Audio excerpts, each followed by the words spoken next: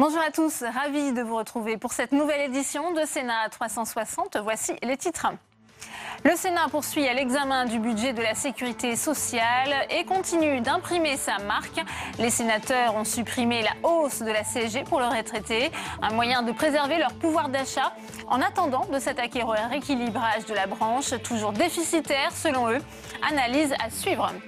Les opposants à la politique libérale d'Emmanuel Macron dans la rue pour la 4e journée de mobilisation depuis la rentrée. Ils dénoncent la réforme du Code du travail par ordonnance et ils espèrent être entendus par un gouvernement déjà passé à d'autres réformes. Nous serons en direct du cortège parisien dans un instant. Comment mieux protéger les femmes des violences et agressions sexuelles? La délégation aux femmes du Sénat y travaille. Au cœur des discussions, l'allongement du délai de prescription pour les viols sur mineurs et la création d'une présomption de non-consentement. Mais à partir de quel âge? Le débat dans cette édition. Et je vous rappelle que vous pouvez réagir à cette émission sur Twitter avec le hashtag Sénat 360. Pour m'accompagner cet après-midi, Jérôme Rabier en direct des manifestations à Paris, Saveria Rojek en direct de l'hémicycle du Sénat, Nora Madi à Strasbourg où Laurent Wauquiez a présenté son projet européen et Tam Trani pour toutes les réactions à l'actualité politique, salle des conférences au Sénat. Le multiplex, c'est tout de suite.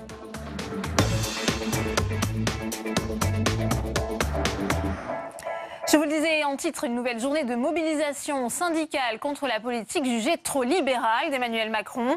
Mais les syndicats peinent à mobiliser, notamment la jeunesse. On va d'ailleurs retrouver Jérôme Rabier en direct du cortège parisien. Bonjour Jérôme. Alors est-ce qu'il y a du monde aujourd'hui pour protester contre cette politique jugée trop libérale ? Oui, bonjour Delphine. Pour l'instant, difficile de dire l'ampleur de cette mobilisation pour cette 4e journée de lutte contre les ordonnances loi travail. Emmanuel Macron a signé ces ordonnances depuis la dernière journée de mobilisation qui avait vu une nette baisse du nombre de manifestants. Pas question pour autant pour les syndicats de baisser les bras avant la ratification de ces ordonnances par le Parlement prévue d'ici la fin du mois. Pas question, d'autant plus qu'aujourd'hui le Front syndical affiche un visage presque uni puisque la CGT et FO défilent côte à côte. Force ouvrière jusqu'à maintenant ne s'était pas joint à ces manifestations. Un front syndical uni qui réjouit les syndicats. On écoute à ce propos Philippe Martinez, le secrétaire général de la CGT, et Pascal Pavageau, secrétaire confédéral de FO. Je crois que Force ouvrière, mais vous leur poserez la question, ont une analyse critique des ordonnances, mais au-delà d'un certain nombre de mesures gouvernementales. Et c'est bien qu'à un moment on puisse se retrouver ensemble pour montrer ensemble notre opposition à cette politique d'austérité. En tout cas, ça donne confiance aux salariés. Ils préfèrent voir les syndicats qui parlent ensemble que des syndicats qui ne parlent pas ensemble. FO, c'est du réformisme militant. Le réformisme militant, c'est chaque fois qu'on peut négocier et être constructif, on négocie, on essaie d'obtenir des choses par la négociation. Là, ça s'appelle une concertation puisque c'est les pouvoirs publics, mais c'est grosso modo la même chose. Mais encore une fois que vous avez fini de concerter, vous regardez le texte. Quand c'est bon, vous le dites, très bien. Et quand c'est pas bon, vous le dites aussi. Et dans ce cas-là, vous contestez. Donc on est sur un deuxième pied, on est sur un deuxième temps. C'est-à-dire que nous contestons bon nombre de dispositions de ces ordonnances. Et là, on peut plus être constructif par la négociation. On l'est autrement, on le conteste et on essaie d'établir le rapport de force par la mobilisation pour faire retirer ce que nous jugeons inacceptable. À noter qu'aux côtés de FO et de la CGT, défilent solidaires la FSU et également les organisations étudiantes et lycéennes, car cette journée, elle se veut aussi un rassemblement plus large contre la politique libérale du gouvernement, disent les syndicats. Baisse des APL, sélection à l'université, c'est contre l'ensemble de ces mesures que se mobilisent les syndicats aujourd'hui. Le Front syndical prévient donc que même après la ratification des ordonnances, ils se trouveront sur le chemin du gouvernement. On peut donc dire aujourd'hui que c'est la dernière journée de mobilisation contre les ordonnances, mais en tout cas pas la dernière journée de mobilisation contre les projets du gouvernement. Merci à vous Jérôme et on vous retrouvera tout au long de cette édition. Retour à présent au Sénat où le projet de loi de financement de la sécurité sociale est toujours en cours d'examen. On va d'ailleurs retrouver Saveria Rojek en direct de la tribune de presse de l'hémicycle. Saveria, où en est-on cet après-midi dans les discussions? Eh bien Delphine, vous venez de le dire, les sénateurs continuent donc l'examen de ce PLFSS, le projet de loi de financement de la sécurité sociale pour 2018. Et ce matin, ils ont examiné les articles qui concernent la fiscalité du tabac. Ils ont voté un amendement du gouvernement qui atténue la hausse des prix, non pas sur les cigarettes, mais sur les cigares. Un geste donc envers les buralistes, très remonté bien sûr, après cette énième hausse des prix qui portera, on le sait, le prix du paquet à 10 € en 2020. Alors initialement, le texte prévoyait en fait une fiscalité, une hausse encore plus forte pour les produits de substitution, c'est-à-dire le tabac roulé ou encore les cigares, pour éviter les effets, ce qu'on appelle les effets de report face à la bronca bien sûr des buralistes, mais aussi des fabricants. Le gouvernement a finalement décidé de lâcher du lest, comme l'expliquait tout à l'heure Gérald Darmanin, de manière à permettre au secteur de s'adapter aux évolutions prévues. Cet amendement a donc été adopté. Il atténue, je le rappelle, la hausse de la fiscalité sur les cigares et non pas sur les cigarettes. Alors tout à l'heure, la ministre de la Santé, Agnès Buzyn, a confirmé que le gouvernement préparait un deuxième plan national de réduction du tabagisme qui travaillera cette fois-ci sur le marketing social, Delphine. Merci beaucoup Saveria. Et on continue les réactions au Sénat avec vous, Tam Tranui, en direct de la salle des conférences. À vos côtés, la sénatrice centriste de la Mayenne, Elisabeth Doineau. Elisabeth Doineau, qui est également rapporteure de la branche famille pour la Commission des affaires sociales. La commission qui a supprimé un article qui diminuait le montant des plafonds de la prime à la naissance, de l'allocation de base, de la prestation d'accueil du jeune enfant à la PAJE. Que souhaitait exactement le gouvernement ? Eh bien écoutez, il faut peut-être replacer ça dans le contexte parce qu'il faut quand même dire que la branche famille est pour la première fois excédentaire depuis 10 ans. Donc c'est une chose dont on se réjouit les uns et les autres. Et donc, comme l'action du gouvernement est donc d'autant moins justifiée pour vous ? Exactement. C'est en réalité injustifié et c'est peut-être à contre-temps parce que la ministre a annoncé aussi une grande concertation nationale sur la famille. Et je pense qu'il serait beaucoup plus normal de prendre des décisions à partir de cette grande concertation qui nous permettra de réfléchir justement à ce qu'est la famille aujourd'hui, quelles sont ses difficultés, comment elle s'organise et comment la cellule familiale a beaucoup changé ces dernières années. Est-ce que derrière cet article, ne se pose pas la question plus large de l'universalité de la politique familiale, alors même que cette politique, on le sait depuis des années, est de plus en plus conditionnée aux ressources ? Bien sûr, c'est-à-dire que depuis 2012, on a vu des coups de rabot qui ont pénalisé les familles les plus aisées, mais aussi les familles, moyennes. Et donc, c'est un nouveau petit coup de rabot qui coûte environ en année pleine 500 millions d'euros. Or, l'excédent de cette année sera de 300 millions d'euros.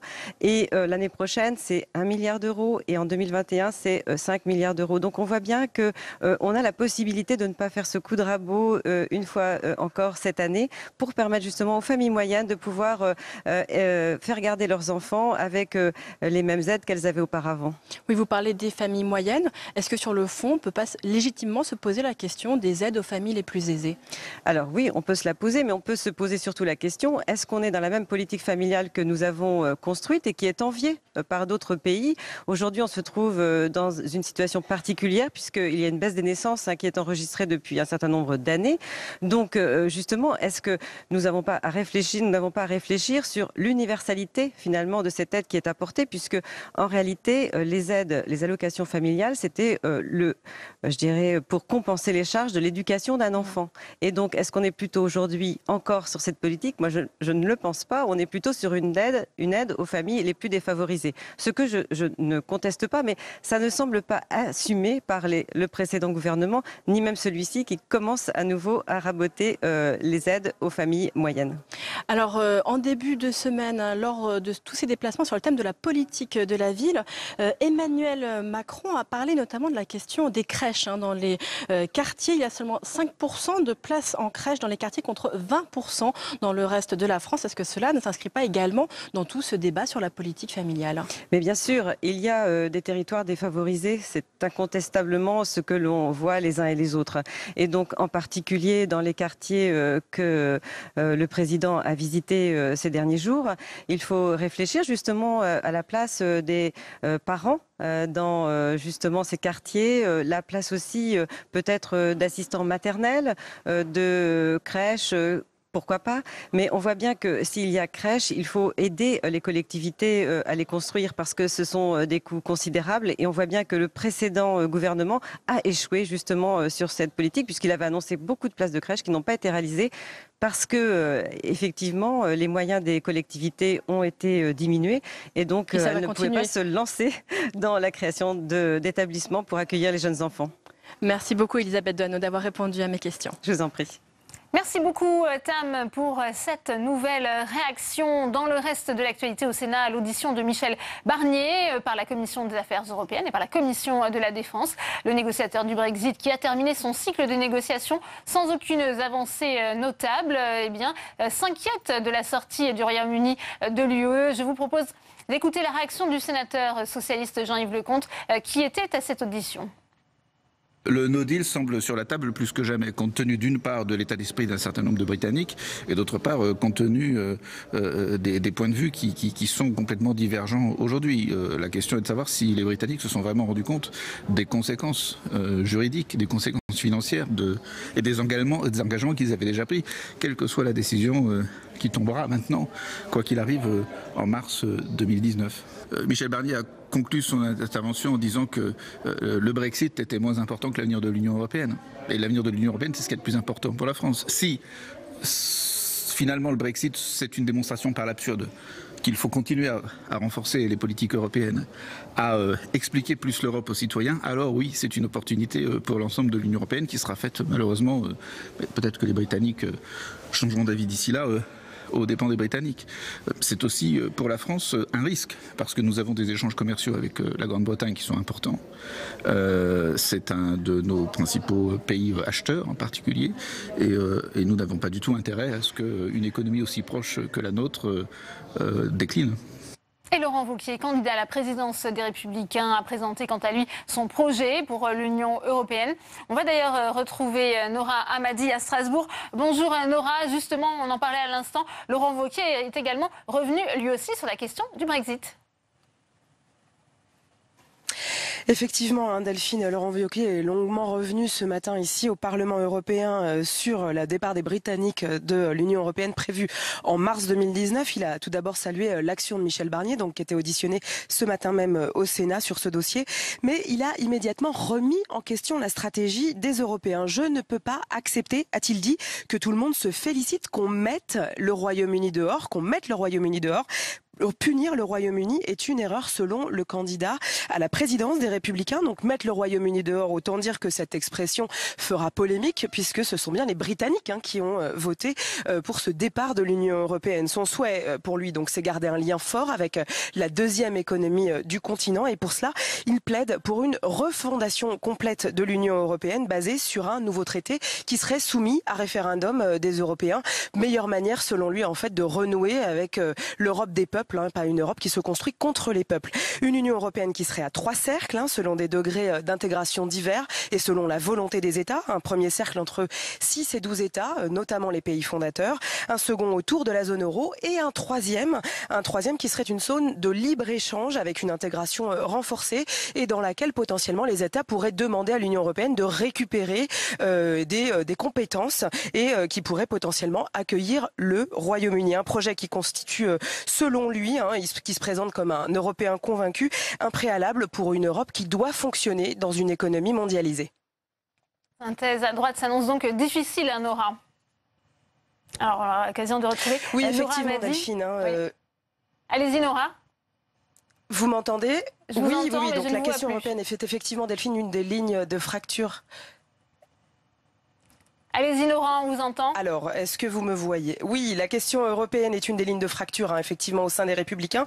Et Laurent Wauquiez est bien conscient des difficultés de la tâche, alors qu'il est régulièrement taxé d'eurosceptique par Maëlle De Caland et Florence Portelli, donc qui sont eux aussi candidats à cette présidence.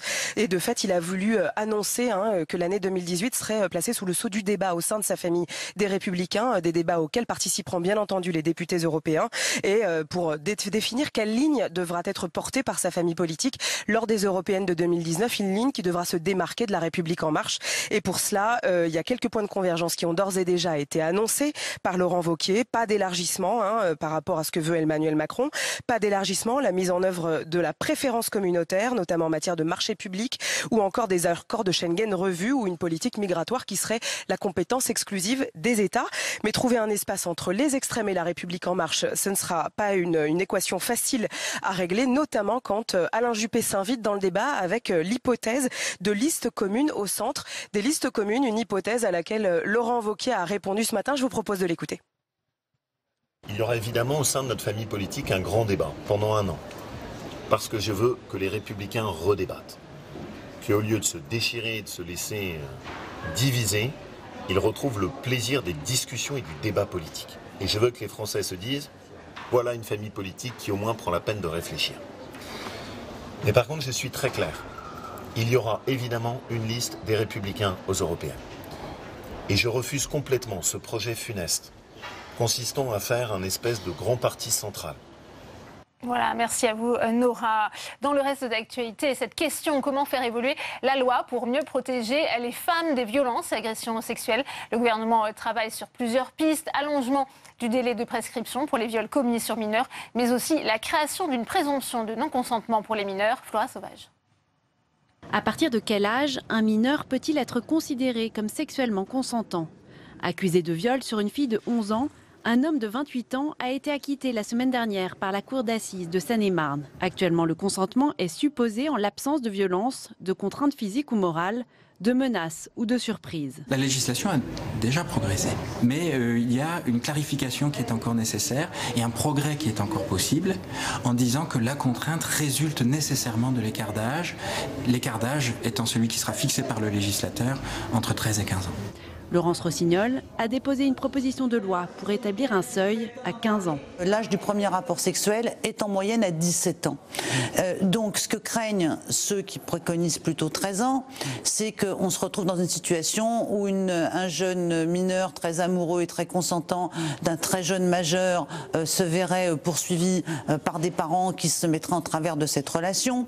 Et donc cette hypothèse-là me paraît pas être la plus probable. En revanche, 15 ans, c'est un âge cohérent. Contrairement à ses voisins européens, la France ne prévoit pas de seuil en dessous duquel le non-consentement peut être présumé. En Suisse et aux Pays-Bas, le seuil est fixé à 16 ans. En Espagne et aux États-Unis, il est fixé à 12 ans. Les pays alentours, c'est-à-dire les pays européens qui avaient légiféré au départ sur 13 ans, avaient renoncé et étaient passés à 15 ans. Donc je pense qu'il y a besoin d'une harmonisation. Le gouvernement envisage d'instaurer une présomption de non-consentement à un acte sexuel pour les mineurs, avec un seuil entre 13 et 15 ans. Le projet de loi devrait être discuté au printemps.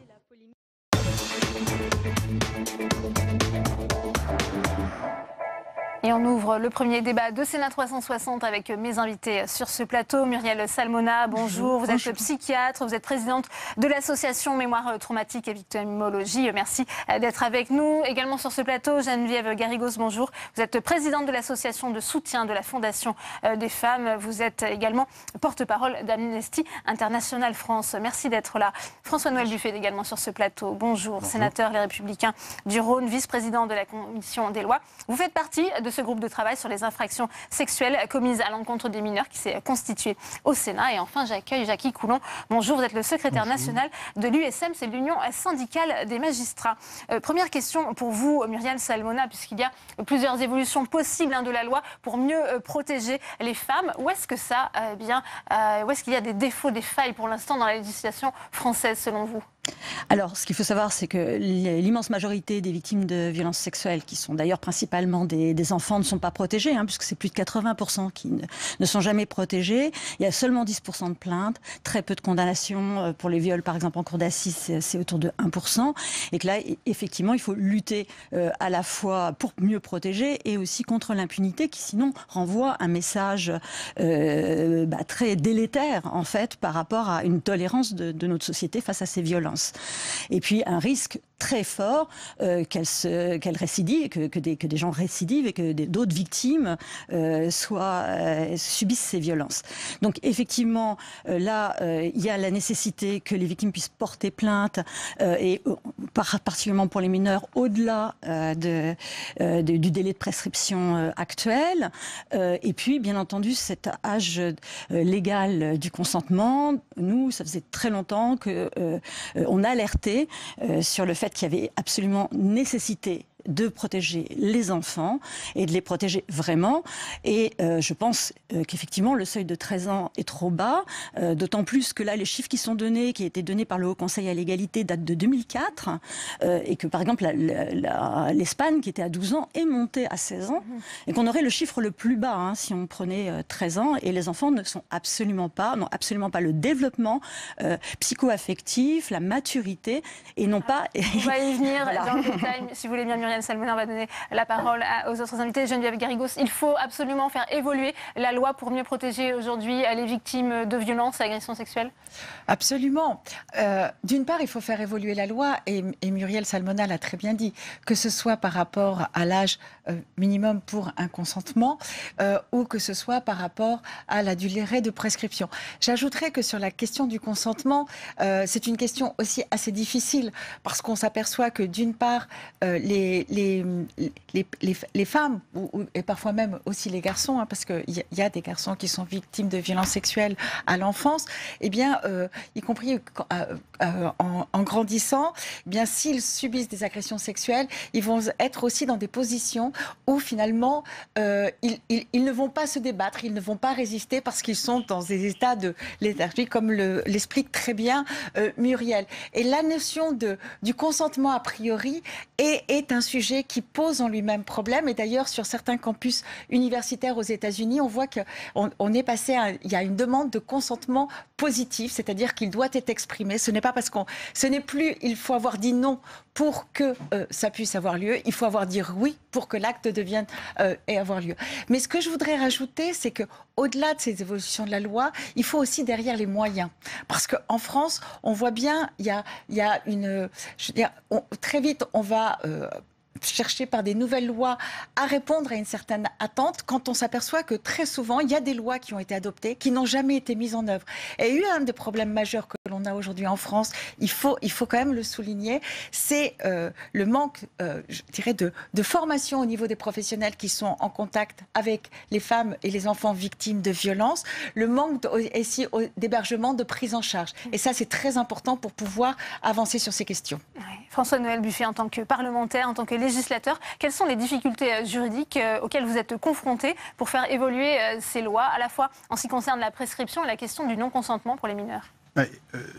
On se rend bien compte que, à la faveur malheureusement de l'actualité dramatique que l'on vit ces dernières semaines et ces derniers mois, la discussion et le débat est relancé sur ce point. On l'a déjà eu, rappelez-vous, il y a quelques mois, en début d'année, lorsqu'on a eu un texte sur la prescription. Et notamment, on s'est posé la question de savoir s'il fallait, notamment pour les mineurs, rester à 20 ans à compter de l'âge de la majorité, aller à 30 ans ou aller vers l'imprescriptibilité, puisque certains plaident pour l'imprescriptibilité. C'est effectivement on l'avait pas fait. La position de Muriel. On ne l'avait pas fait. À titre personnel, je pense que je suis en train d'évoluer sur le sujet, très clairement. Qu'est-ce qui vous a fait évoluer, François-Noël Buffet ? Parce qu'il faut se reposer la question de fond, qui est la question première. Quelle est la valeur que nous protégeons ? Et la société protège quelle valeur ? Et je pense sincèrement, je pense qu'on est tous d'accord là-dessus, que la valeur que nous protégeons, c'est évidemment l'intégrité physique des mineurs. Et singulièrement lorsqu'il s'agit d'agression sexuelle. C'est l'agression qui touche le plus à l'intimité, à la construction d'une personnalité, et donc qui reste à jamais gravé dans la mémoire des gens. Enfin, on le sait tout cela. Et si on est à ce niveau d'analyse et que l'on veut protéger, il faut se donner les moyens de cela. Alors évidemment, ça crée un débat très lourd, parce que ça bouscule des mesures qui étaient prises jusqu'à maintenant, l'imprescriptibilité étant réservée aux crimes contre l'humanité. Donc c'est quelque chose de nouveau. Mais après tout, on peut bien faire quelque chose de nouveau. C'est pas interdit. On est là pour ça aussi. C'est la reprise complète de la notion du consentement, effectivement. Un mineur de moins de 15 ans ou de 13 ans je suis un peu affolé quand on dit 13 ans, très honnêtement, ça pose une autre troisième question, et vous l'avez soulevé, madame, c'est celle de l'éducation, de la maturité des enfants, de l'éducation. C'est toute la question liée aussi au fait que la majorité, ou une grande partie, j'espère, pas la majorité, de la jeunesse d'aujourd'hui est confrontée à des images pornographiques de partout, fait quasiment son éducation à travers des projections de films de cette nature-là, et quelle est la capacité à apprécier la situation. Et ce débat-là, il faut le reposer. Je crois qu'on a raison de le faire. D'ailleurs, très immodestement, je suis à l'origine de la demande de la création de ce groupe de travail au sein de la commission des lois à l'occasion du débat qu'on a eu là sur le redressement de la justice. Donc j'avais proposé cela. Il faut ouvrir toutes les portes et je crois qu'il faut garder en tête que ce que nous protégeons, la valeur absolue que l'on protège, c'est la minorité et c'est donc à partir de là qu'il faut construire peut-être une nouvelle politique pénale en la matière, sans doute avec de nouveaux moyens. Jackie Coulon, est-ce que les magistrats attendent aussi une évolution de la loi, peut-être ce qui leur permettrait de mieux faire comprendre les décisions qui sont prises parfois ? En l'état, les décisions qui ont été rendues, aussi bien celle de la cour d'assises de Seine-et-Marne acquittant une personne qui était poursuivie pour viol sur mineur, que la décision du parquet de Pontoise de retenir simplement une atteinte sexuelle, c'est-à-dire des faits de nature sexuelle, mais sans contrainte, menace ni surprise sur un mineur. Ces deux décisions, qui ont provoqué l'émoi que l'on connaît dans l'opinion publique, sont toutes les deux cohérentes et conformes à l'état du droit actuel. Que ces deux décisions justifient un débat, notamment au niveau parlementaire, c'est tout à fait légitime, parce que c'est une question de société qui se pose, plus qu'une question purement juridique, d'éléments constitutifs. Exactement. Comme le droit ne peut pas tout résoudre, et là, ce n'est pas qu'une question de droit. Comme vous l'avez également indiqué, c'est aussi une question d'éducation et d'accès, effectivement. Le droit n'est qu'un moyen, il n'est pas une fin. Tout à fait. Donc, de ce point de vue-là, les magistrats, en tout état de cause, évidemment, sont là pour appliquer le droit, ils le feront, et nous sommes évidemment tout à fait attentifs au débat qui se déroule actuellement au Sénat, le groupe de travail que vous avez constitué, auquel d'ailleurs nous allons participer puisque nous serons entendus, et nous apporterons notre pierre à l'édifice et à la construction législative qui est effectivement nécessaire. Alors Flora Sauvage nous le rappelait dans son reportage, le gouvernement va présenter un grand projet de loi porté à la fois par la garde des Sceaux Nicole Belloubet et par la secrétaire d'État à l'égalité aux droits des femmes Marlène Schiappa. Elle fait pour cela un grand tour de France pour recueillir aussi les préconisations citoyennes. C'est une bonne méthode, Myriam Salmona ? Alors oui, c'est une bonne méthode à partir du moment où effectivement, les personnes les plus à même, les plus sur le terrain, les spécialistes puissent effectivement donner leurs recommandations. Moi, j'ai moi-même remis à Madame Marlène Schiappa un manifeste, justement, qui demande de révolutionner, effectivement, la prise en charge, les soins, le dépistage. Ça passe par quoi une révolution aujourd'hui ? Ça passe par quoi cette révolution ? C'est pas que des moyens ? Alors, c'est beaucoup de moyens quand même, malgré tout. Mais c'est vrai, c'est des réformes législatives. Effectivement, on en a parlé. Il faut absolument aussi que la loi puisse prendre en compte aussi l'impact psychotraumatique gravissime des violences sur les enfants à long terme, voire à très long terme, avec le fait qu'il y ait fréquemment des amnésies traumatiques, des dissociations très profondes qui sont un obstacle majeur pour porter plainte. Donc, et puis qui aussi font qu'il y a une méconnaissance des réactions des victimes, particulièrement des enfants qui sont, je le rappelle, les principales victimes. C'est une fille sur 5 qui subit des violences sexuelles et un garçon sur 13. Et que du coup, il faut absolument que tous ces éléments-là rentrent en ligne de compte, donc avec une formation des professionnels et puis des soins qui sont absolument indispensables, bien entendu, en plus de tout ce qui est de l'ordre du législatif. François-Noël Buffet, peut-être ? Oui, il y a deux points qui sont très importants. C'est-à-dire qu'on ne peut pas avoir un raisonnement exclusivement juridique, sinon très très vite on sera bloqué. En réalité, on est effectivement sur un sujet de société. Donc il faut qu'on ait aussi un raisonnement lié à la victime, à ce qu'elle a évidemment vécu et à sa reconstruction. Ça, la justice ne peut pas lui donner. Donc c'est nécessairement, et puis c'est pas son rôle, donc c'est nécessairement une autre organisation de notre système qui permettra d'accompagner. Mais en même temps, j'allais dire, il faut rendre les deux cohérents. Et c'est tout ce travail qui doit être fait aujourd'hui. Oui, et de fait, c'est vrai que par exemple aujourd'hui au collège, au lycée, il y a ce qu'on appelle l'éducation sexuelle, mais elle ne peut pas être que par rapport justement à la question de la reproduction. Cette éducation doit intégrer ce qu'on appelle aujourd'hui, et ce qui est reconnu au niveau international, les droits sexuels et reproductifs, c'est-à-dire le droit de la personne à disposer de son corps et l'autre qui ne la possède pas. Et ça, c'est déjà essentiel pour établir, pour que les jeunes filles et les enfants sachent que leur corps, on n'y touche pas sans leur accord, que c'est contre eux, parce que très souvent, ils ne le savent pas. Et quand on fait de l'éducation, y compris dans les écoles primaires, on le constate. Et il y a un deuxième aspect. C'est vrai qu'on ne peut pas régler tout par la loi. Par contre, la loi, surtout en France, donne un cadre. Elle donne un cadre et ce qui n'est pas interdit est autorisé. Or, soyons très clairs, c'est vrai que si les jugements qui ont été rendus sont tout à fait cohérents et dans le cadre de la loi existante, le message qu'ils envoient aussi aujourd'hui, c'est que finalement, un homme adulte peut avoir une relation avec une jeune fille de 11, 12, 13 ans, qu'il sait qu'elle va être beaucoup plus facile, qu'elle ne va pas opposer la même résistance qu'une adulte. Et c'est un message extrêmement négatif, parce qu'il y a l'éducation, mais il y a aussi la lutte contre l'impunité et le cadre que l'on donne, et dire non, un homme, quel que soit son âge, ne peut pas avoir de relations sexuelles avec une enfant, eh bien, c'est très très important pour faire changer aussi les mentalités. Alors, avant de continuer ce débat, je vous propose d'écouter Nicole Belloubet, la garde des Sceaux. Elle a répondu aux questions de Tal Trani, justement, sur les pistes envisagées par le gouvernement, ce qui concerne le non-consentement, le seuil, justement, pour le non-consentement. On l'écoute. Nous voulons encore mieux protéger les enfants qu'ils ne le sont aujourd'hui. Et pour ce faire, nous imaginons que rendre un âge limite où la présomption de consentement sera présumée ne pas exister est indispensable pour mieux assurer cette protection. Cela étant, je suis parfaitement consciente des enjeux juridiques que cela suppose et c'est la raison pour laquelle nous devons avoir une réflexion un peu plus aboutie avant d'avancer de manière absolument certaine sur le seuil. 13 ans, 14 ans, 15 ans, il y a des expériences européennes différentes et donc nous allons prendre appui sur ces expériences, dialoguer également avec les parlementaires qui sont impliqués sur ces questions-là pour choisir la meilleure option possible.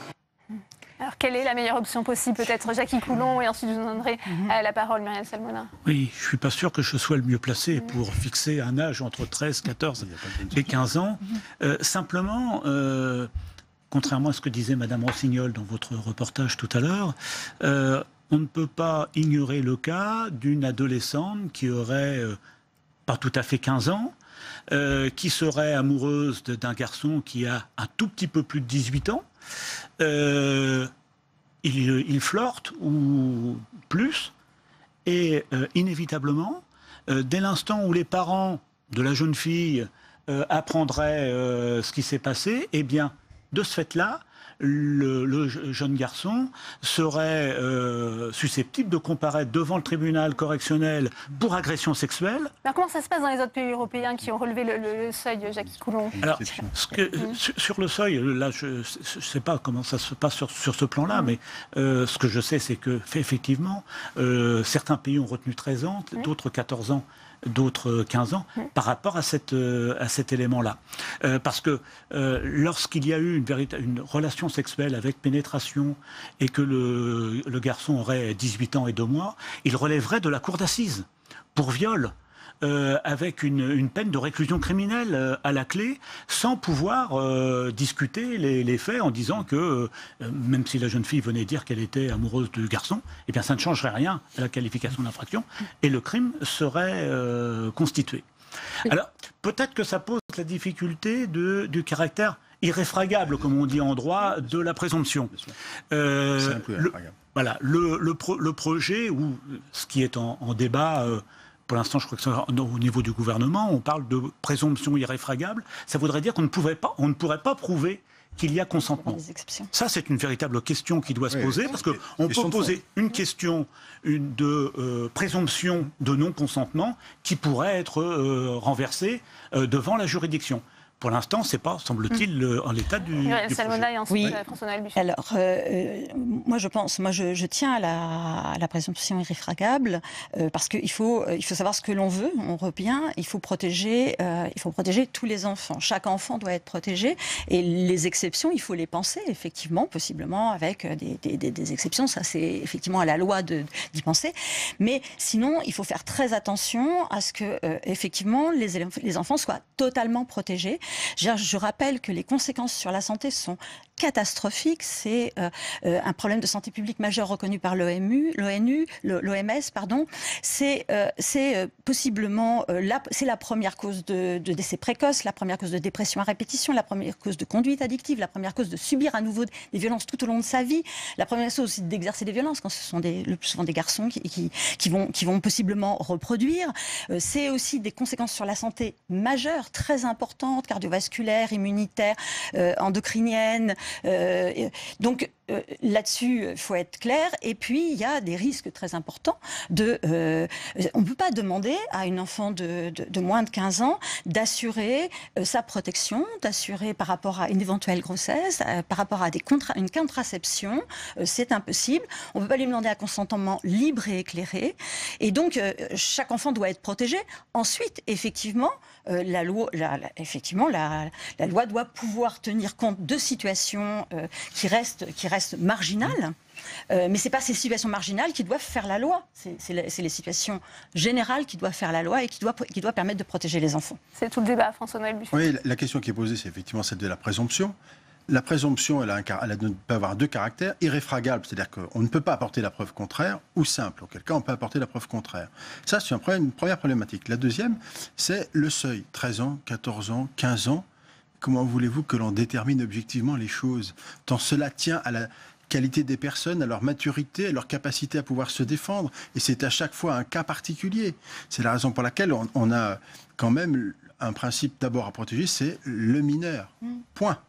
Après, peut-être faut-il trouver un ajustement, je ne sais pas lequel, par quelques idées, qui permettent d'adapter aux situations qui peuvent être exceptionnelles, effectivement, qui peuvent avoir un caractère exceptionnel.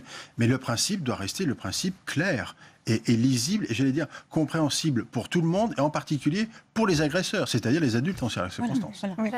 Oui, j'aimerais revenir sur cet âge du consentement, parce que j'aimerais faire le parallèle avec, c'est simple, c'est le règlement général de protection des données qui est un règlement européen qui va être mis en œuvre au 25 mai de l'année prochaine. Il se trouve que dans ce règlement, il est bien précisé que les mineurs en dessous de 15 ans, même s'ils donnent consentement, il ne peut pas être reconnu et seuls les parents peuvent donner une autorisation. Donc, on voit bien que cet âge de 15 ans ne sort pas non plus de nulle part et que dans d'autres circonstances, la protection des données personnelles, eh bien là, le législateur, en tout cas, oui, le législateur a mis un seuil plancher en dessous duquel il ne peut pas y avoir de consentement. Donc, c'est possible, il faut voir les exceptions, mais il faut vraiment considérer ce plancher comme nécessaire. Et je voulais aussi qu'on n'oublie pas les situations d'inceste qui représentent 50% des violences sexuelles chez les enfants et qu'il est impossible même à un enfant de plus de 15 ans et de moins de 18 ans de s'opposer à un parent qui a autorité, une personne qui a autorité, soit un parent, soit une personne ayant autorité, et que eux aussi sont absolument à protéger, et de même que les personnes les plus vulnérables. Donc il faut aussi penser par rapport à ces limites d'âge, au fait que les enfants, c'est moins de 18 ans, et qu'il faut protéger de façon adaptée tous les enfants, quel que soit leur âge, par rapport aux situations auxquelles ils peuvent être exposés. Ouais. Jackie Coulon, est-ce que ça va bouleverser aussi les méthodes de travail des magistrats, ces évolutions législatives ? Bouleverser, je ne sais pas, les changer sûrement, puisque l'approche en ce qui concerne les infractions sexuelles change radicalement. Actuellement, dans l'état actuel du droit, on se place, j'allais dire, du côté de l'auteur pour rechercher s'il a commis un acte de contrainte, violence, menace ou surprise. Finalement, le juge ne recherche pas s'il y a consentement. Il recherche si l'auteur a commis un acte de contrainte. Contrainte qui peut être morale ou physique. avec le projet ou les propositions, puisque je crois qu'il y a 3 propositions de loi qui ont été déposées au Sénat. Et puis... On essaye de regrouper au sein de la commission. Voilà. Pour se faire entendre. Je pense que ce serait une bonne chose. En tout cas, les propositions viennent à renverser ce principe et à se placer du côté du mineur pour analyser son consentement. Donc ça, c'est un changement législatif et évidemment, les magistrats appliqueront ce changement puisque c'est la loi qui décide. Ça, c'est quelque chose d'absolument clair. Ce que je voulais aussi souligner, mais on allait peut-être l'aborder plus tard, c'est le problème de la prescription.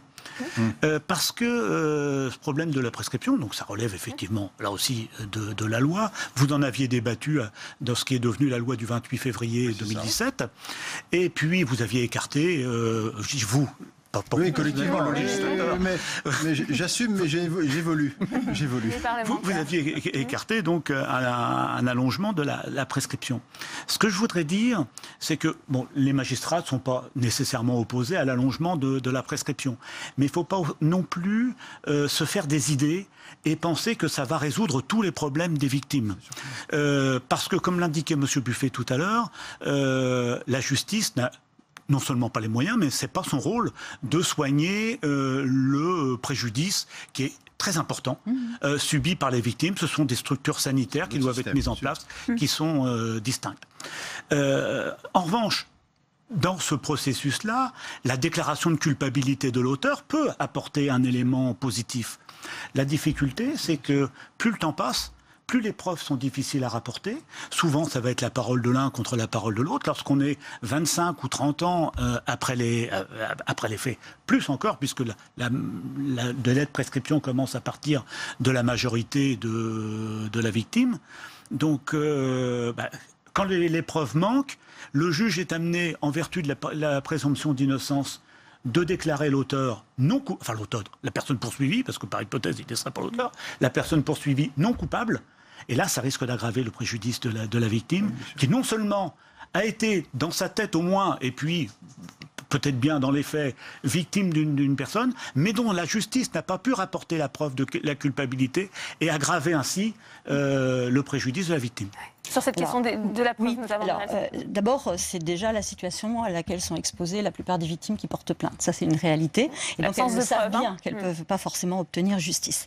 Ensuite, il faut penser au fait que si les victimes portent plainte, donc c'est pour qu'un droit leur soit reconnu, le droit de pouvoir porter à la justice des faits criminels, délictuels criminels, et qu'ensuite, ça c'est vraiment, dans notre enquête, c'était vraiment très présent, c'est aussi pour protéger d'autres victimes. On sait que beaucoup d'agressions, particulièrement sur les enfants, sont reproduites de proche en proche, de génération en génération, et que c'est très rarement une seule victime qui est impactée, contrairement à ce qu'on a toujours pensé, c'est pas la victime qui fait l'agresseur, c'est l'agresseur qui fait des victimes, et que du coup, il y a aussi cette nécessité aussi de pouvoir protéger les autres personnes qui sont susceptibles d'être exposées à ces violences. Et puis, il y a le fait aussi de pouvoir, par rapport à la notion de preuve, il y a beaucoup d'éléments de faisceaux d'indices graves et concordants qu'on peut retrouver, dont font partie beaucoup de l'évolution de la victime, l'impact sur sa santé, bien entendu, la spécificité aussi de la mémoire traumatique qui en fait est une boîte noire, et donc là j'ai beaucoup de patientes qui ont eu des résurgences de mémoire traumatique en dehors de toute prise en charge médicale d'ailleurs, et je les vois, ça apparaît comme des bouffées délirantes, mais il y a plein de détails extrêmement précis qui sont reconnus ensuite par les enquêtes et qu'on peut retrouver, et puis aussi l'agresseur il peut reconnaître les faits. C'est une réalité. Je veux dire, faut pas l'oublier. Une option.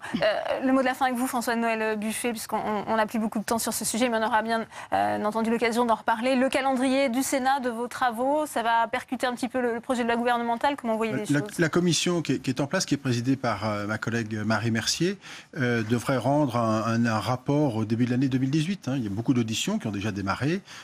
On travaille sur le sujet. Le sujet de la prescription est un sujet de fond. Très important, et bien évidemment. Son évolution est possible. En tous les cas, j'essaierai de contribuer à cela. Et donc, ça va venir en même temps que le projet du gouvernement qui va être après dans la même période. Gageons que tout le monde se mette à peu près d'accord sur des choses sérieuses et qu'on ne soit pas dans des discussions qui soient inutiles ou non fertiles. En tous les cas, il faut apporter une réponse assez rapide et ne pas créer de forme de polémique là-dessus.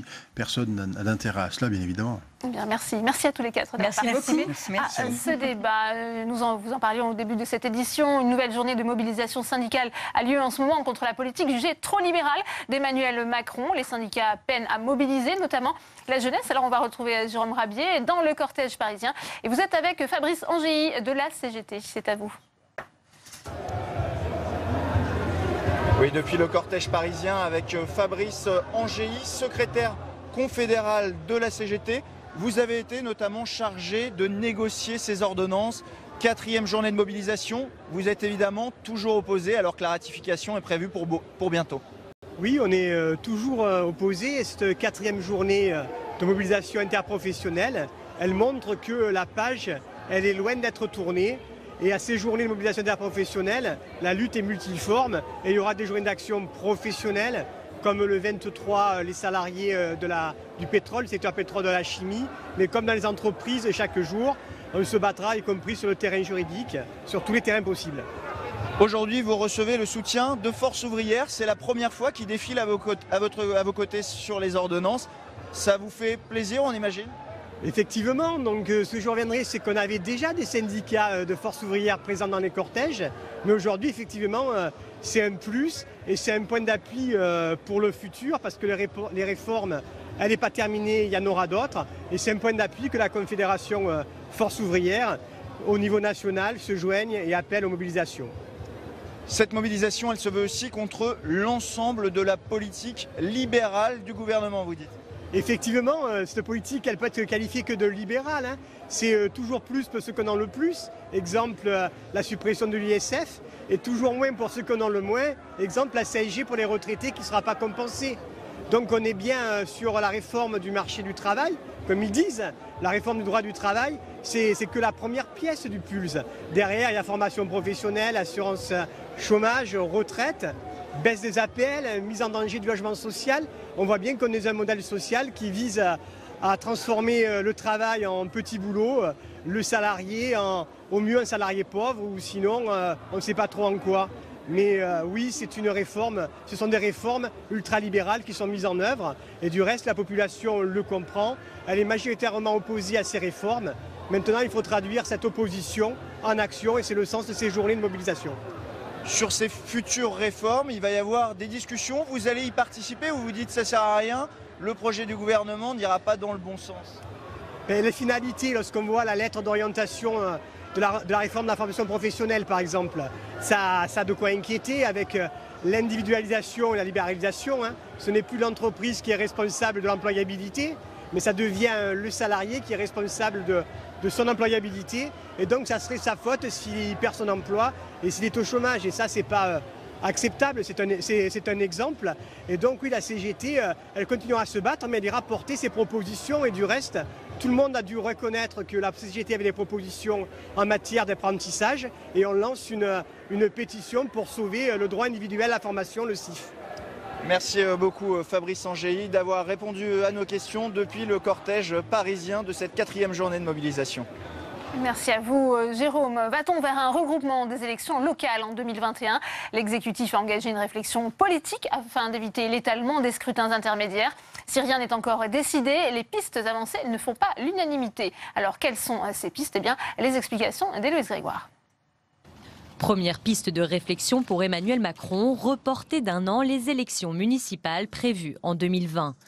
L'objectif est de regrouper tous les scrutins locaux, soit les départementales, les régionales et les municipales en vue de 2021.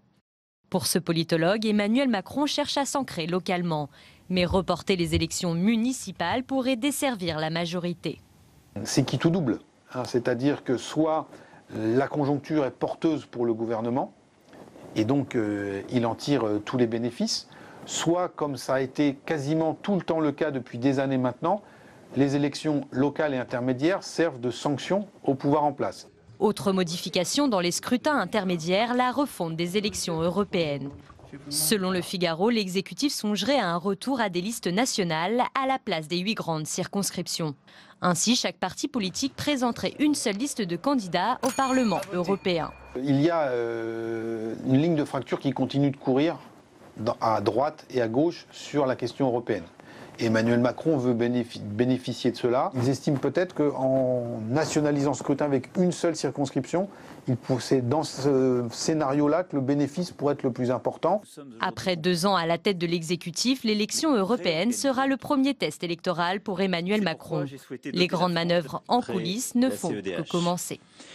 C'est Pascal Perrineau, politologue, est notre invité. Il répond aux questions de Saveria Rojek. Le face-à-face, c'est tout de suite.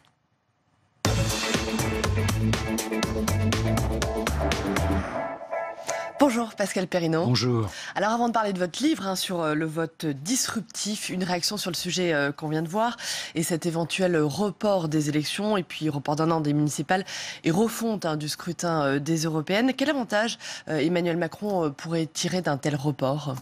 Alors dans l'argumentaire qui pour l'instant est un peu discret, pluriel, il y a plusieurs arguments qui sont avancés. Il y a d'abord la rationalisation. On regrouperait tout ce qui concerne les collectivités territoriales, quel que soit le niveau, communes, départements, régions, en oubliant que la question communale n'est pas la question départementale n'est pas la question régionale.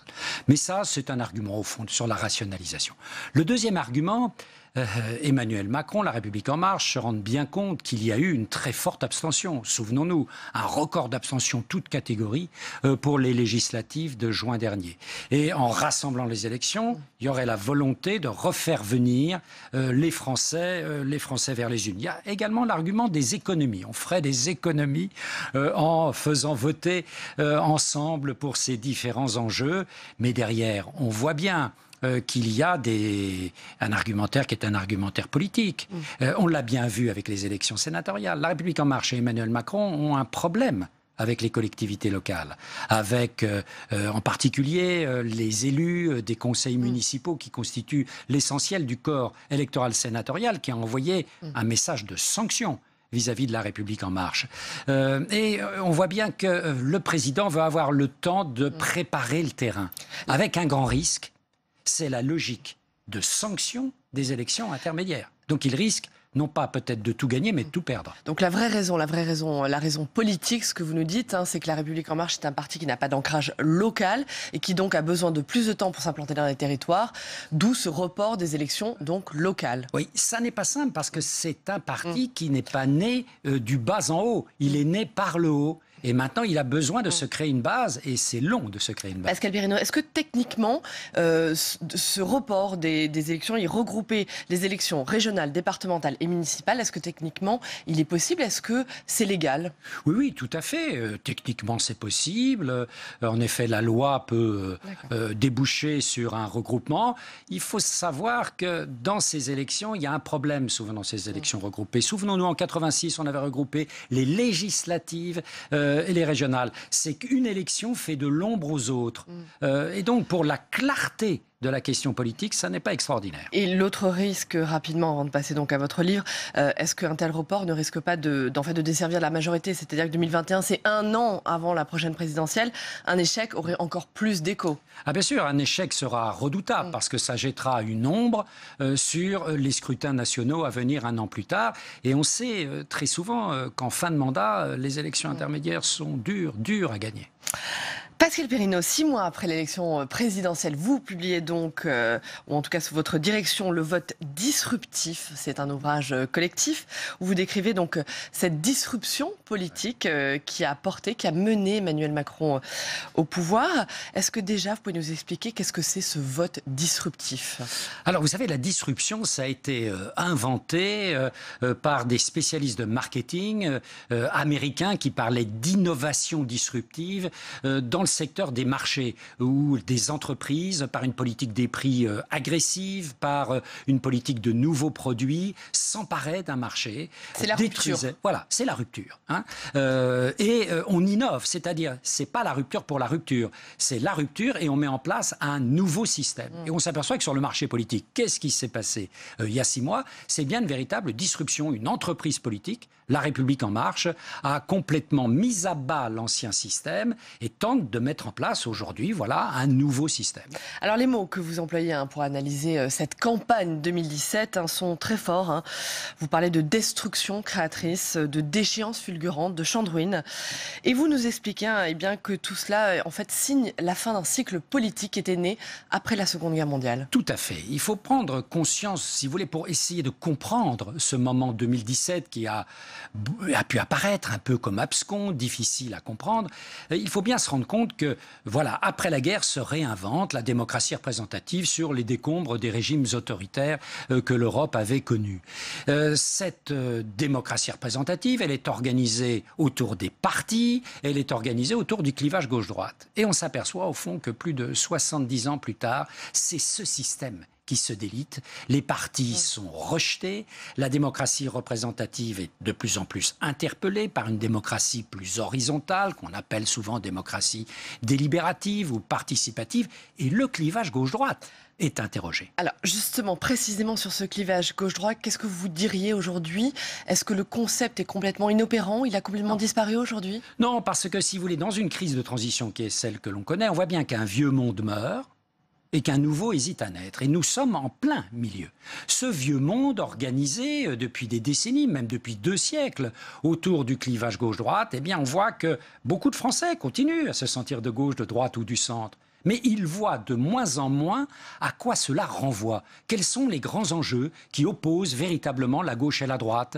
Et ils ne sont pas fous, ces Français. Sur la question européenne qui a été au cœur de la campagne d'Emmanuel Macron, on a bien vu depuis 30 ans que l'opposition n'était pas une opposition entre la gauche et la droite. C'est une opposition d'un nouveau type que Emmanuel Macron a su exprimer. Et les politiques n'ont pas vu venir la fin de cette bipolarité en politique. C'est donc bien un nouveau cycle qui est en train de naître. Mais le clivage que vous nous dites, le clivage n'est pas mort. Le clivage n'est pas mort, il est en piteux état. L'état du Parti socialiste est là pour le montrer. Les difficultés actuelles des Républicains est là pour montrer que la droite ne va pas beaucoup mieux, même si elle a mieux résisté électoralement que la gauche. Donc c'est sur ce champ de ruines qu'est en train de s'inventer autre chose. Mais cela exige de la part des vieux partis une rénovation. Pas de façade, une rénovation radicale. Alors l'état des partis politiques, vous en parlez justement dans cet ouvrage. Le prochain parti qui va disparaître après le Parti socialiste, est-ce que c'est la droite? Est-ce que ce sont les Républicains?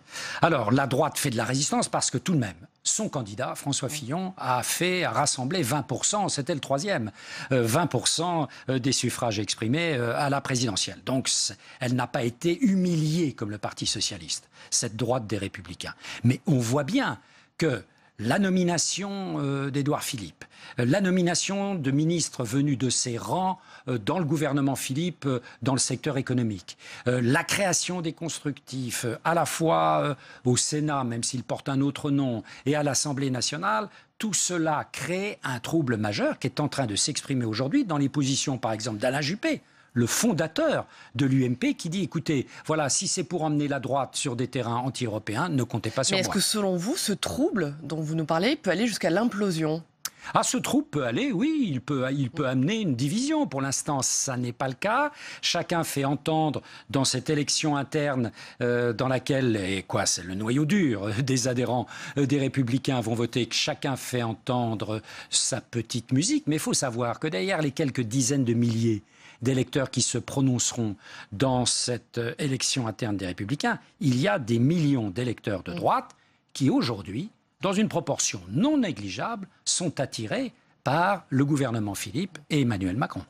Pour terminer, Pascal Perrineau, vous écrivez que la disruption crée du trouble. Vous écrivez qu'entre le vieux monde politique qui s'étiole et le nouveau qui s'invente, eh bien, les électeurs ont perdu leurs repères.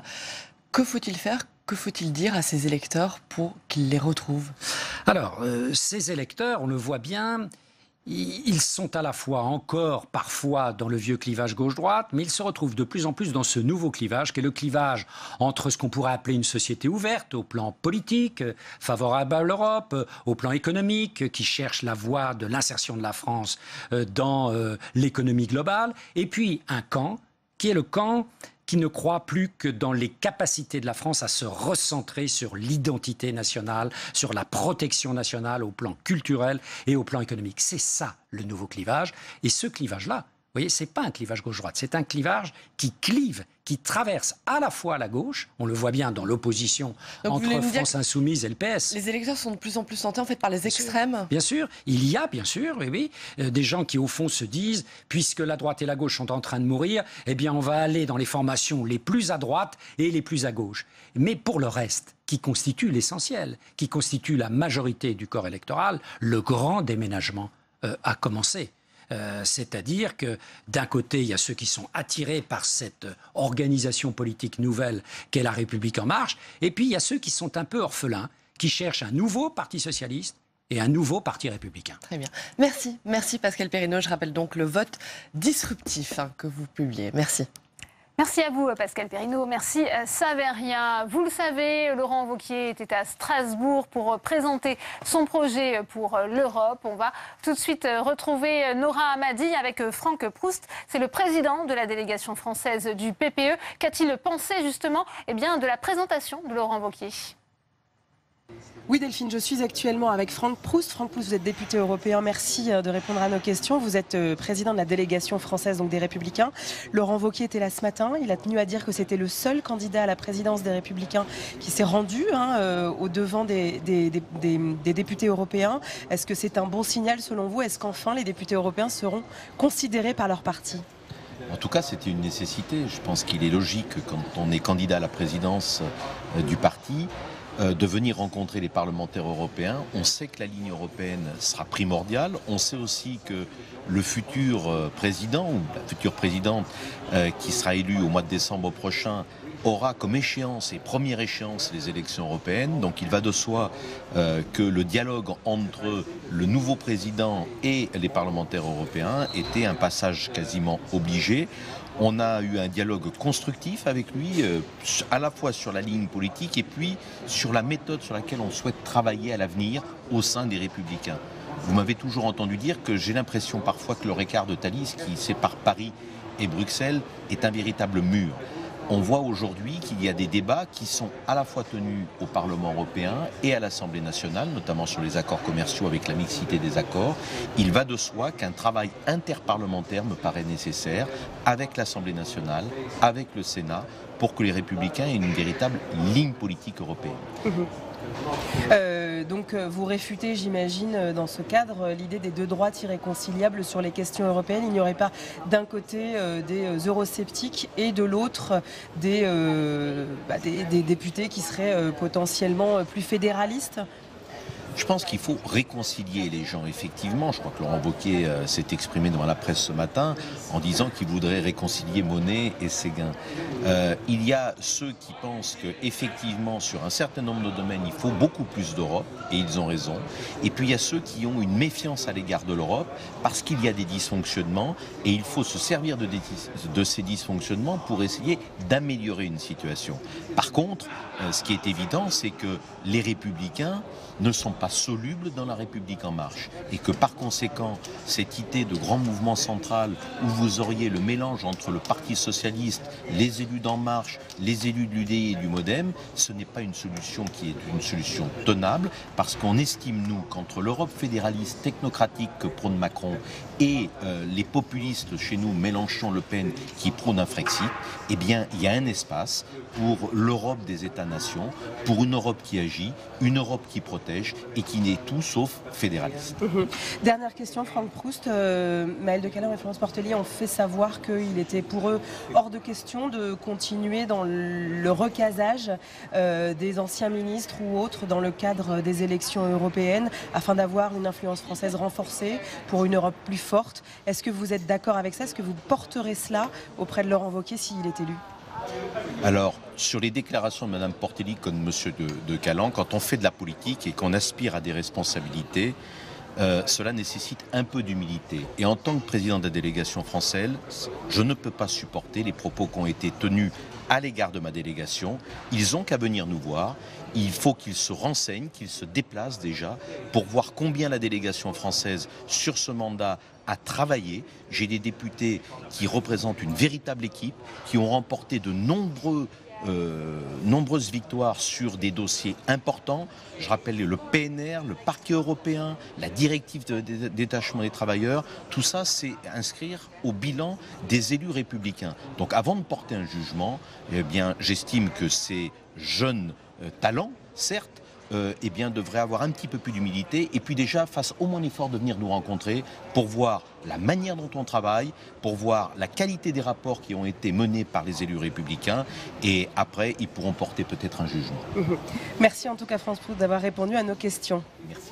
Merci à vous, Nora Hamady. On retourne en séance au Sénat où la Haute Assemblée vient de voter pour une nouvelle formule de la taxe soda, mais aussi pour la hausse du prix du tabac. Je vous propose d'écouter Gérald Darmanin, le ministre des Comptes et de l'Action publique. Du prix des cigares et des cigarios, ils doivent être en proportion de ce qui existe pour la cigarette. Et donc il s'agit, on l'a évoqué hier, d'un amendement qui effectivement permettra d'avoir une lisibilité pour chacune et pour chacun, une augmentation de fiscalité qui n'est que très légèrement atténuée dans l'amendement que présente le gouvernement. Sur la distribution du tabac, la question n'est pas tellement l'aménagement encore d'une fiscalité que les aider à leur transformation, confère la discussion qu'on a eue longue et profonde hier.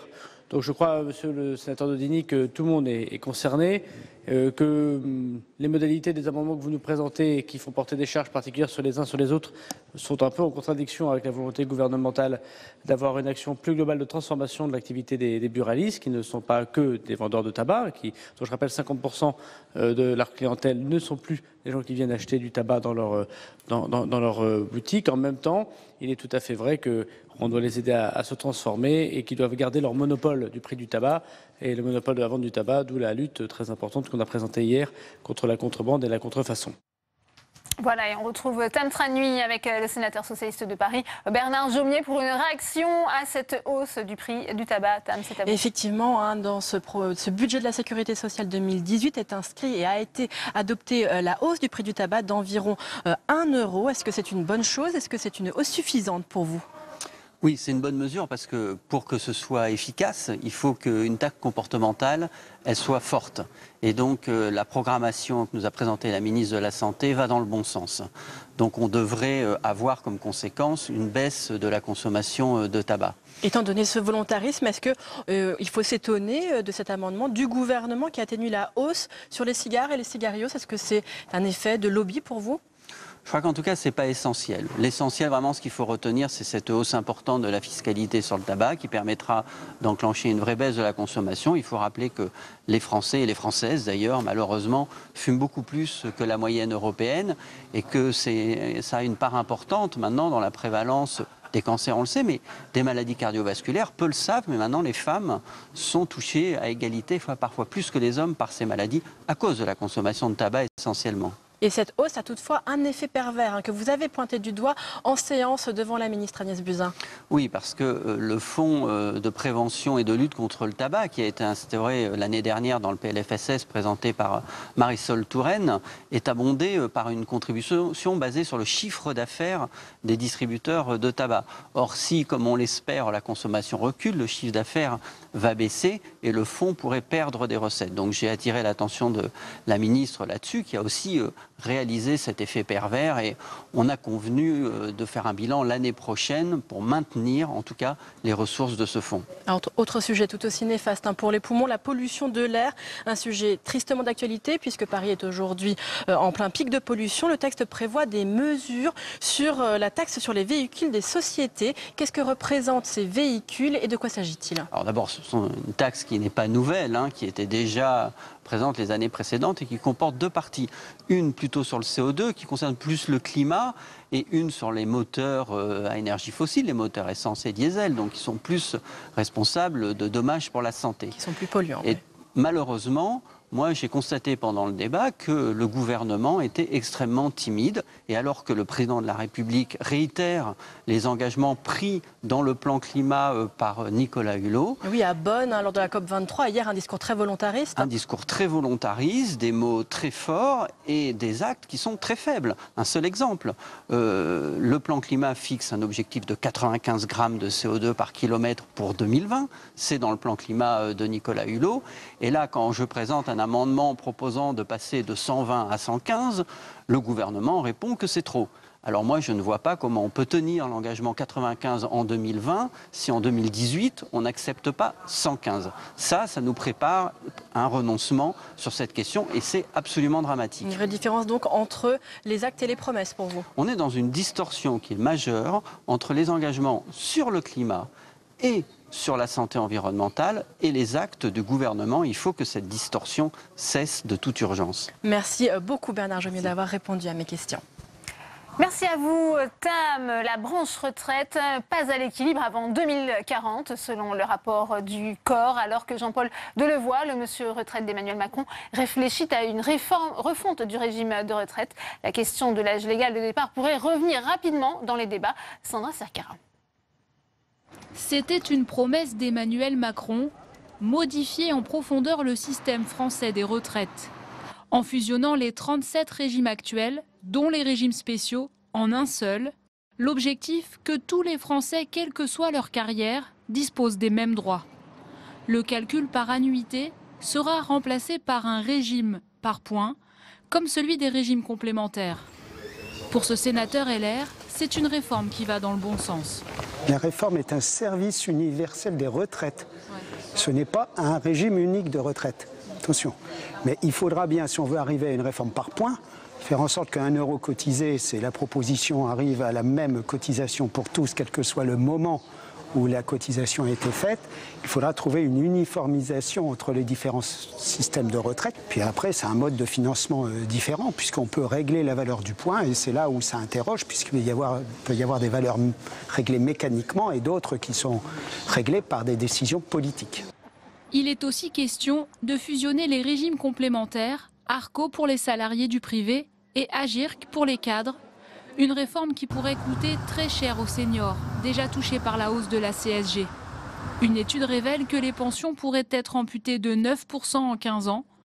Une première réunion de négociation a eu lieu hier avec les syndicats et la CGT, opposée à un nouveau régime unifié des retraites, s'inquiète de voir baisser les futures pensions.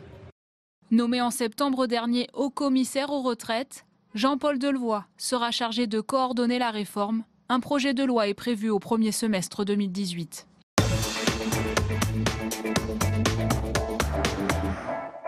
Et on ouvre le second débat de Sénat 360 avec mes invités sur ce plateau. Catherine Procaccia, bonjour, sénatrice LR du Val-de-Marne. Merci d'être avec nous. Dominique Vatrin est également sur ce plateau. Bonjour, sénateur communiste du Pas-de-Calais. J'accueille également Stéphanie Villers. Vous êtes chef économiste du groupe Humanis. Et Henri Sterdignac est également avec nous.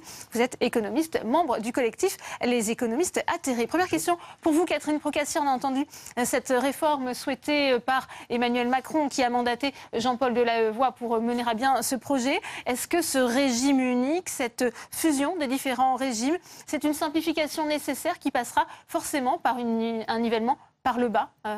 Je n'espère pas que ça passe par un nivellement par le bas. Par contre, la simplification, elle est absolument indispensable. Et en matière d'égalité, il me semble qu'il y a des très profondes inégalités selon les régimes. Alors, la réforme que voudrait mettre en place Emmanuel Macron, on la connaît pas vraiment. Il a fait des grandes déclarations pendant sa campagne. Il avait même déclaré que les retraites, c'était pas un enjeu financier. Or, les nouvelles annonces du corps qui contredisent celles qu'ils ont fait il y a 1 an ou il y a 2 ans prouvent le contraire. Donc tout ça, ce qui va être pour nous important, c'est la façon dont ça pourrait être mis en œuvre et qu'est-ce qui va être proposé. Pour l'instant, j'estime qu'on en est loin d'avoir plus de précision. Dominique Vatrin. Oui, moi je pense que ce système, on en a la préfiguration avec ce qui est en train de se passer au niveau des retraites complémentaires. On a un système bloqué parce que le MEDEF refuse toute augmentation des cotisations. À partir de là, c'est très simple. La seule variable d'ajustement, c'est le décalage de l'âge de la retraite et c'est le montant des pensions. D'où les 9% qui sont annoncés en moins sur les pensions de retraite complémentaires sur 15 ans. Mais c'est exactement ce qui se produirait si ce système par points se mettait en place pour l'ensemble des régimes de retraite et du régime général. Et en particulier, je crois que ça serait très préjudiciable pour les retraités qui sont déjà fortement mis à l'épreuve. Stéphanie Villers, il y a une erreur d'analyse à la base du chef de l'État. C'est vrai que ça a été rappelé par Catherine Procaccia. Il pensait qu'il n'aurait pas de problème financier pour la réforme des retraites, qu'il pourrait mener sa réforme, mais pas pour des questions budgétaires. Il faut savoir qu'on fait face en France à deux défis.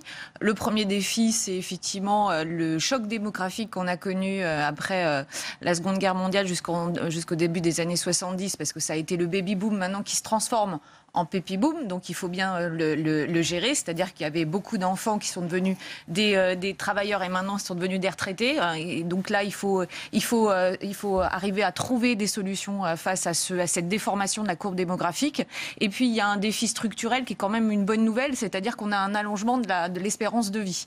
On sait, c'est ce que nous dit le corps, pour l'instant une femme qui part à la retraite a la possibilité d'être en retraite en moyenne 28 ans, ce qui est déjà beaucoup plus élevé que la moyenne des autres pays de l'OCDE, à peu près de 2 à 4 ans supérieurs. Donc ça pèse sur le système des retraites. Et petit à petit, cette espérance de vie, que ce soit pour les hommes ou pour les femmes, va augmenter après leurs 60 ans. Donc ça, effectivement, ça pèse. Il faut prendre en compte ce changement dans notre système social et économique. Ouais. Henri Sterdyniak, quel regard portez-vous sur cette réforme telle qu'elle est présentée par le chef de l'État? Il avait dit aussi, pour 1 euro cotisé, tout le monde touchera la même chose. C'est plutôt louable, cet objectif de justice entre les citoyens. Oui, très louable. D'abord, il faut dire que la situation financière des régimes de retraite n'est absolument pas préoccupante. Il y a un tout petit déficit, mais qui est dû entièrement à la conjoncture. Lorsque le corps a fait sa prévision il y a 6 mois, on était relativement pessimiste sur la situation économique. Maintenant, on est beaucoup plus optimiste. Et donc, il n'y a pas de problème à court terme financier sur le système des retraites. Par contre, l'équilibre sera quand même atteint en 2040. L'équilibre sera atteint. Le système actuellement est pratiquement équilibré. Il y a un tout petit déficit qui correspond uniquement au fait qu'il y a beaucoup de chômeurs. Et donc, si effectivement Macron réussit à faire baisser le niveau de chômage à 7%, il n'y aura plus de déficit de système accompagné d'un taux de croissance autour de on a par contre 2 problèmes. Le premier, c'est qu'à moyen terme, les prévisions du corps sont basées sur l'idée que les retraités actuellement sont trop riches.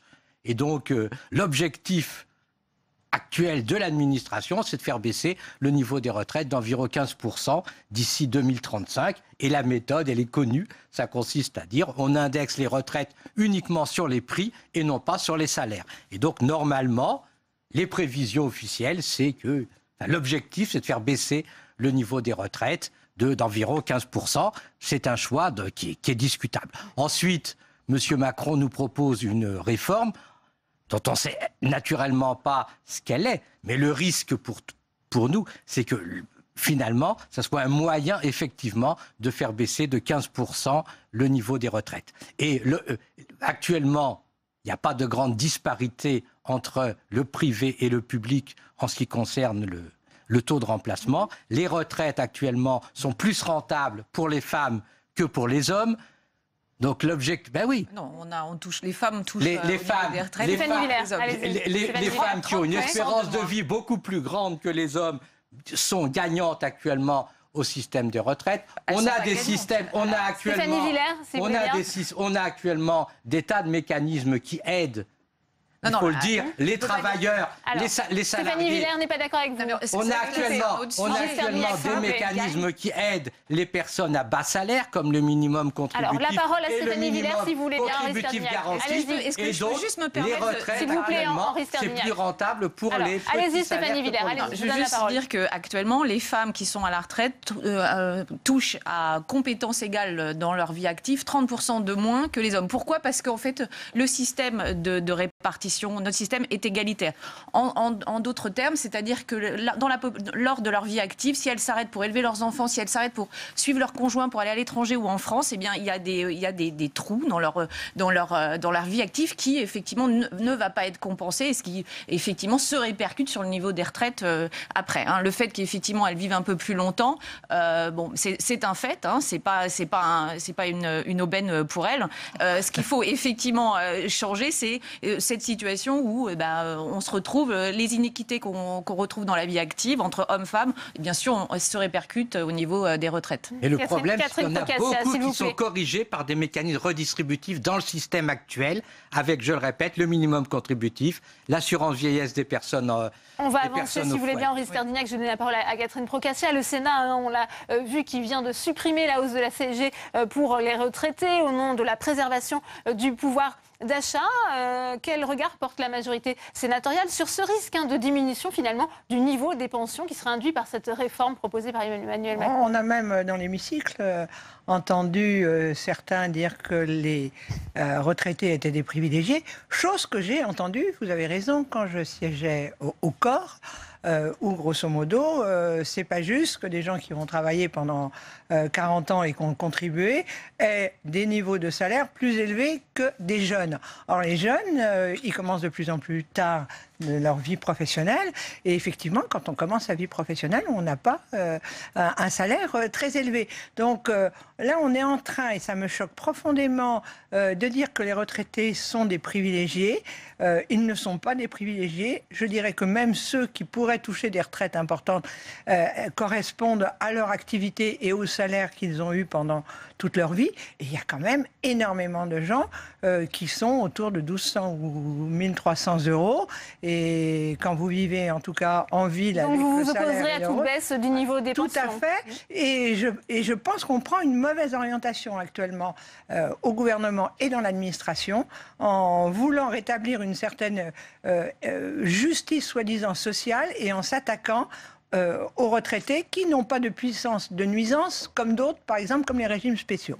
Et pourtant, Dominique Vatrin, ça paraît inéluctable, cette baisse du niveau des pensions ? Non, pas du tout. C'est pas inéluctable. Et s'il y a des difficultés aujourd'hui, je rappelle quand même qu'il y a eu des réformes des retraites qui ont été faites sous d'autres gouvernements et qui ont reporté l'âge de départ à la retraite. On n'a pas forcément fait des économies. Je rappelle que les seniors sont bien souvent éjectés avant l'âge de 62 ans du marché du travail. Et donc, finalement, ils sont éjectés du travail, ils se retrouvent à la case chômage, puis à la case RSA. C'est-à-dire qu'on déporte des dépenses vers d'autres régimes de solidarité. Ça règle rien.